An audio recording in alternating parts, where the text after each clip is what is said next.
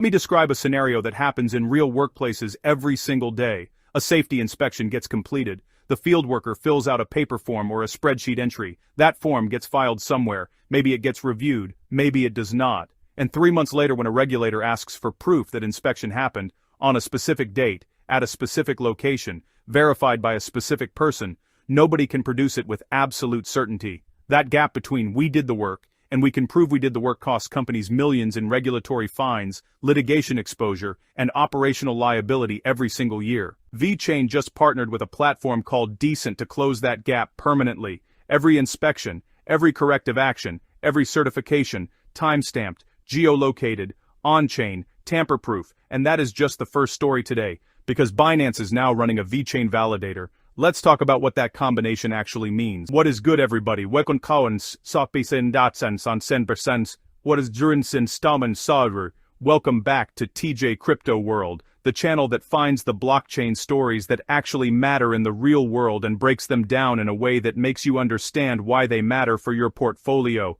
not just for the companies involved. I'm TJ. And today, we are going deep on Vechain, a week that delivered a genuinely significant enterprise partnership, a staking model update that is already showing a 9% increase in VTHO generation, and a validator development involving Binance that the broader crypto community has barely noticed yet. If you have been watching VET trade sideways and wondering whether the fundamentals underneath it justify attention, this breakdown is going to give you your answer. Let's build it. Before we get into the decent partnership mechanics, the Binance validator story, and what the Stargate staking model shift means for VET holders right now, let me give you the detail that is going to change how you read all three stories. Ex-user and Vechain community analyst Paul Solpol, por Jubi, por Juder, or Tao, in Jubin and Now, Buries, flagged something this week that honestly, most coverage completely missed. A validator from Binance and 4 validators from VTHO, each staking the maximum 600 million VET, have joined the Vechain network recently. He noted something specific about what exchange-run validators signal to the broader market. When exchanges choose to run validators, he said, it shows they consider VET staking secure and attractive, and it opens the door for native VET staking on exchanges, making yield accessible to users who do not want to manage their own wallet. That observation is the thread that connects everything in today's video. Enterprise adoption, staking infrastructure, and exchange integration are not 3 separate stories. They are 3 dimensions of the same fundamental shift in how Vechain is positioning itself in 2026. By the end of this video, you are going to see exactly why. Stay with me. Let me build the foundation on the Vechain and decent integration because according to reporting by Ronnie Mugendi, this partnership addresses one of the most persistent operational failures in enterprise compliance management. According to the official announcement, Vechain has integrated with Decent, a workplace operations platform focused on safety inspections, audits, and compliance workflows. The integration puts authenticated workplace data onto Vechain-based infrastructure, giving organizations a tamper-resistant system for monitoring incidents, corrective measures, and certifications. The problem Decent is solving is not exotic. Honestly, it's embarrassingly common. Most companies still rely on paper forms, spreadsheets, and disconnected software for inspections and compliance records. That fragmented system creates blind spots around 3 critical questions.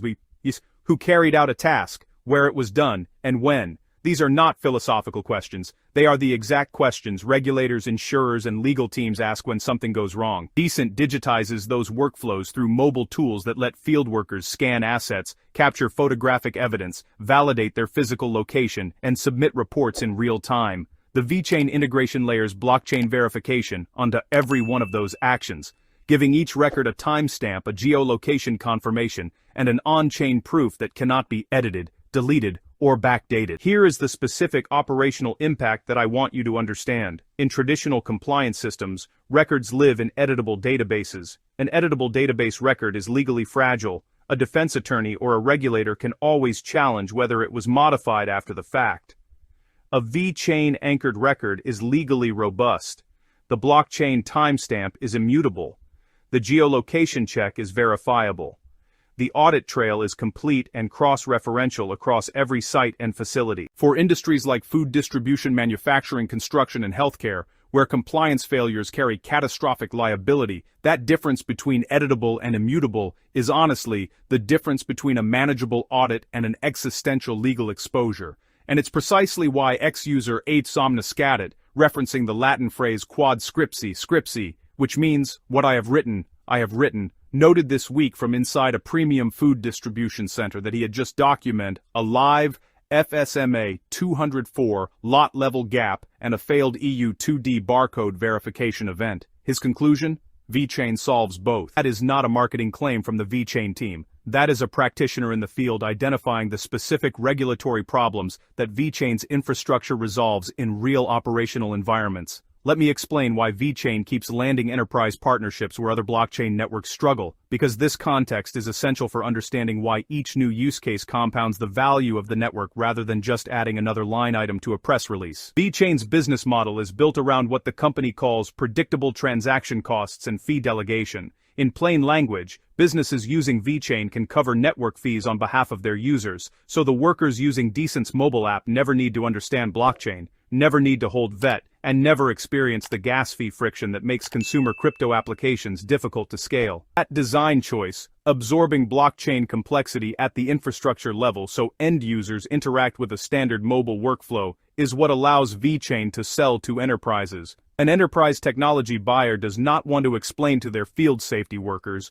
what a blockchain wallet is. They want a compliance tool that works like a normal mobile app and produces audit-ready records that stand up in regulatory proceedings. Vechain delivers that. Decent delivers the mobile workflow. Vechain delivers the verification layer. The enterprise buyer gets a tamper-proof compliance system without needing a blockchain education program for their workforce. The Decent partnership follows a pattern that has been building across Vechain's 2026 enterprise activity. So, in February, Vechain introduced Recircle Rewards. It's a system that verifies mobility activity through receipt OCR normalization, duplicate checks and cross-field validation for things like transit, rideshare, EV rentals, and micro-mobility. All those verified reward records get anchored right on chain.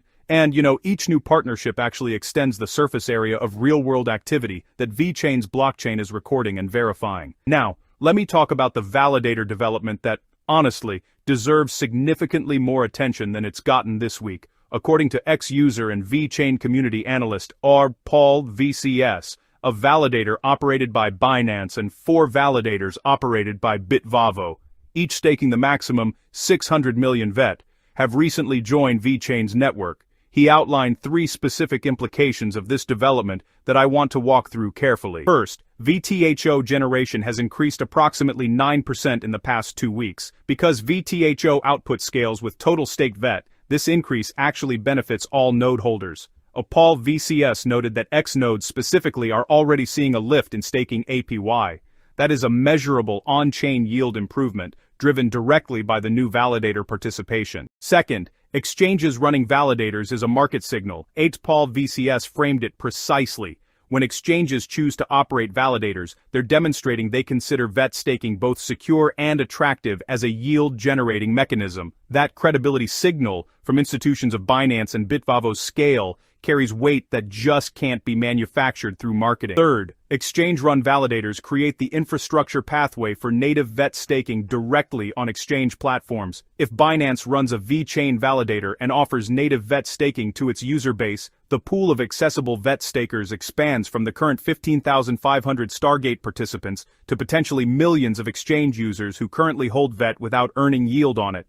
That expansion would be a structural demand catalyst for VET that dwarfs any individual price announcement. Community Voice on Blackthorn AI noted this week that their income on the BetterSwap validator had not meaningfully changed. Paul VCS responded directly. BetterSwap has a large number of delegating nodes and splits 70% of rewards across all delegators, which dilutes per node yield.